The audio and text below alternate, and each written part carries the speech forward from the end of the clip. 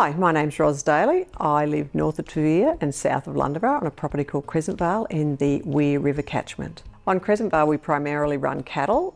The water we get comes down through a creek system breaking out at Ballymena, which is north of us towards Moonee.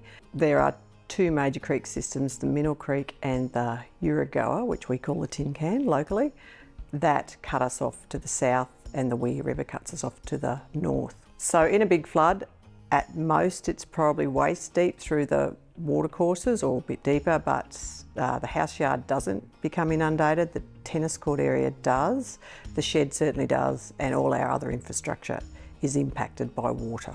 There is a period of probably 10 days or 10 days to 2 weeks that we can't get to town at all, where we cut off from both directions. We get plenty of notice because BOM keep us pretty up to date. We've got a pretty good network up the river of neighbours, and probably we get a week's notice that the water's coming, and it is predominantly slow moving.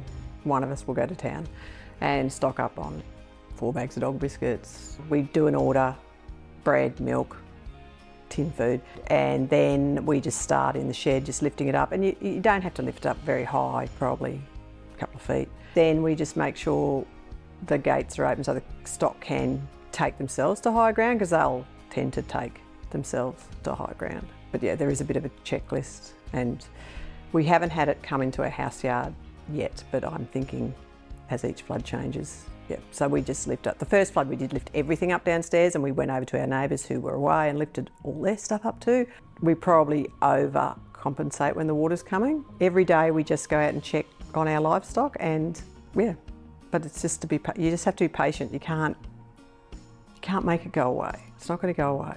It's there, and it'll go through, and be grateful that I'm not drowning or my house hasn't been swept away. Or if we get a summer flood and we get a lot of mosquitoes and sandflies, we do get a bit of 3-day, and there's not a lot you can do about it. We have a generator that we just hook up and run the fridges for a couple of hours a day. So we do look at BOM, and we have in our rainfall book previous floods and what it was at Ballymena and what that means for us and how many days that will be. So we've collected a little bit of data in the 20 years we've been there. Find BOM pretty good, and it's on my favourites on my phone. I just go into the river heights every morning, and you can see whether it's going up or down. And yep, we just try and ring people up the river and say, what do you think it's doing? Because sometimes it is different. Like, there's so many variables in every flood. It's just amazing, really, how different it is. You just got to go, well, here it comes, and am I ready? So it is devastating because it does ruin a lot of grass, but it's not like Lismore and places like that where your houses are flooding away.